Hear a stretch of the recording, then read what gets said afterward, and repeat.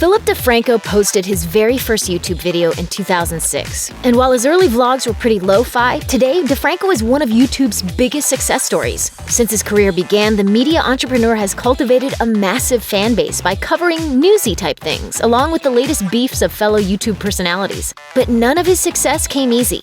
From surviving an attempt on his life to living with kidney disease, here are some things you might not know about this YouTube star. What's up, you beautiful bastard? And let's just jump into it. Not his original name. In 2016, the popular YouTube personality made a shocking confession. He wasn't born Philip DeFranco. In fact, he began life as Philip James Franchini Jr. Felipe Franchini, ooh, it's so sexy. But the pseudonym allowed DeFranco to keep a safe distance from his fan base. In his early YouTube days, it only took simple sleuthing to find out where he lived. He learned that the hard way when a female fan arrived at his house totally uninvited. Then, in 2016, DeFranco legally changed his name, admitting it was hard for his dad because he still sees my name change as me not loving him. Attempt on his life. When he was about 10 years old, DeFranco's parents divorced and he left the Bronx. He revealed in his Draw My Life that his mom moved him to North Carolina, where she embarked on a series of bad relationships. According to DeFranco, one of his mom's boyfriends tried to kill DeFranco and his mother by flooding the house with carbon monoxide. Shortly after the incident, DeFranco says he was sent to Florida to live with his biological father, and the boyfriend reportedly wound up in jail. Mysterious packages.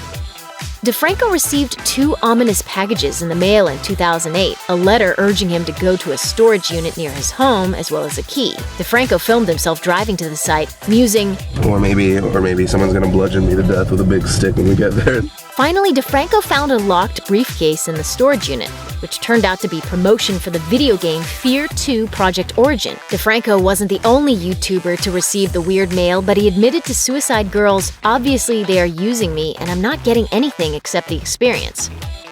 Fan-donated kidney.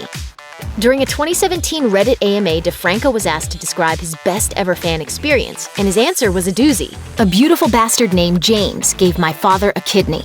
DeFranco and his father both have polycystic kidney disease, a condition that slowly kills the kidneys, as the YouTube star explained in a video, noting that patients are often placed on a long waiting list for a new organ. His father's donor, James, said in 2013, "I never really thought of myself as super selfless. I really wanted to do something that would matter to someone." In fact, James was among hundreds who applied to help DeFranco's father. DeFranco said, "I was emotionally blown away and am still thankful and shocked to this day that people cared enough to help."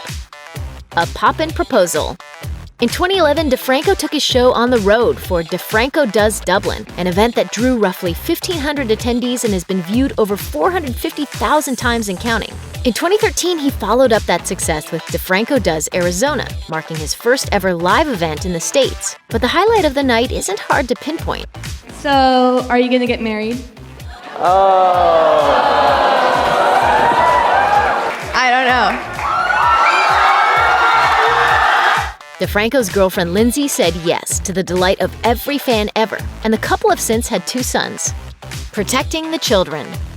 Particularly since becoming a father, DeFranco has found it difficult to remain impartial when covering stories that involve children getting hurt. For proof of this, look no further than his coverage of YouTuber Daddy05, aka Mike Martin. As the Washington Post reported in April 2017, Martin's channel featured increasingly sadistic pranks played on his children.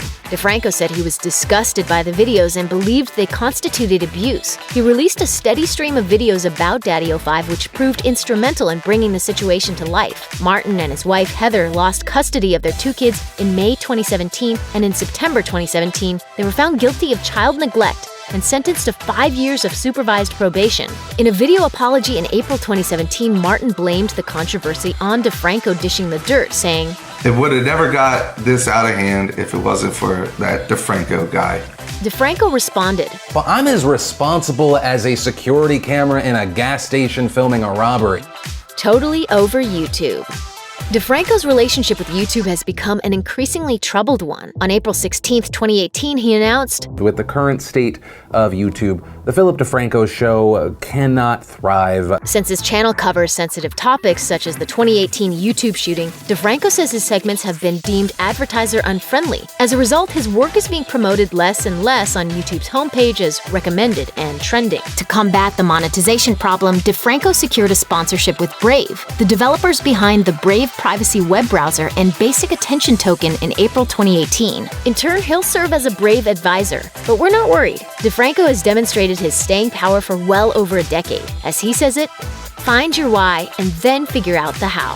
Thanks for watching. Click the Nicki Swift icon to subscribe to our YouTube channel. Plus, check out all this other cool stuff we know you'll love too.